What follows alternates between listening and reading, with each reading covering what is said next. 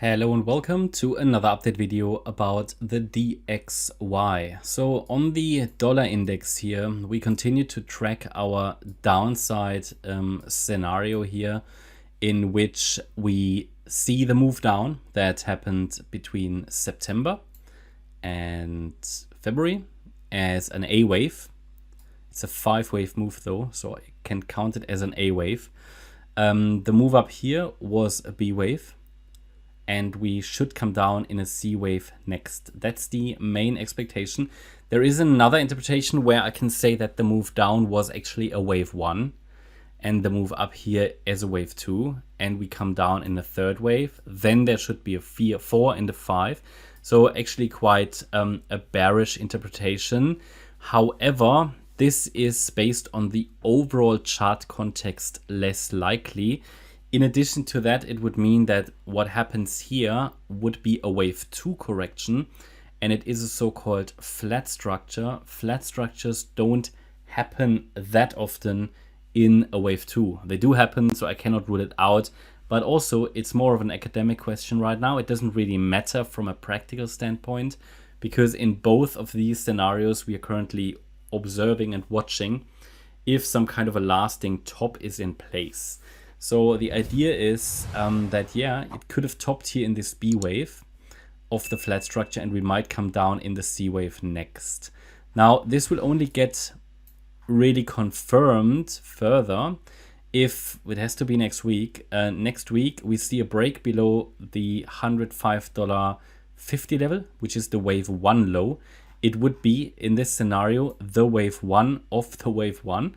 Okay, so obviously, when we come down here, the idea would be that the C wave brings us closer into towards the $90 to $95 level. Why? Because if we use Fibonacci extensions, this is sort of the likely target range. So just to give you an idea where we should be landing, we always need to be aware of the rough idea where we might be landing. So talking about the 1-to-1 ratio here, around about $94 is a key target. So if we come down to that region, or if we want to come down to that region, which is sort of likely based on the overall chart context, then the first wave needs to have a certain length. Okay, so I have to count this as a 5-wave move of wave 1. That would be the assumption. It's just a roadmap at the moment, okay, and we have rallied into resistance, but it hasn't broken above resistance. So micro resistance is all the way up to $107. If we see a break above that next week, it increases the likelihood that this B wave is actually extending. So it might get another extension. It's already, however, full, this C wave to the upside. It doesn't need to go any higher. So it also doesn't mean we have to come down. The trend to the upside, I have to say it very clearly, it's not broken yet. Yeah, the trend to the upside is not broken yet.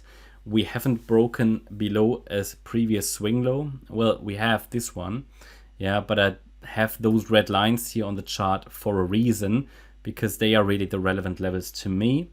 We've got $104.67 and then $103. Yeah, taking them out will increase downside pressure and will confirm further this wide wave count. This here is not so meaningful yet, but it's certainly a potential topping structure that's being put in place here.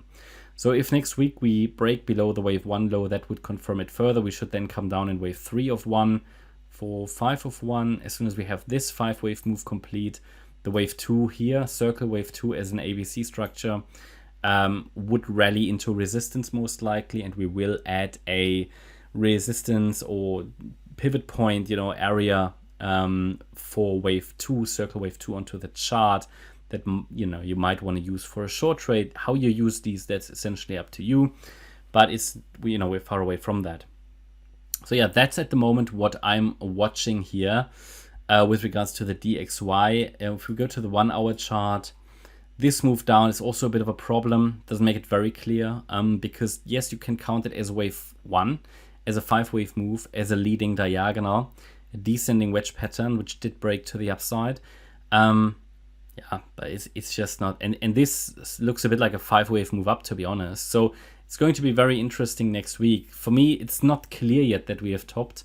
We're purely observing it. I will give you the parameters that need to be adhered to, that the chart needs to adhere to to carry on with the move to the downside. But the very first parameter that will be tested next week is the $107 level, the 78.6 retracement. Yeah, that's my update about the DXY. Hope you liked the update. If you did, please hit the like button, leave a comment and subscribe. And last week we launched our stocks and S&P 500 service. If you're interested in daily updates about the S&P 500 and some stocks updates during the day, then check it out. You can find the link in the description. It's the Patreon link.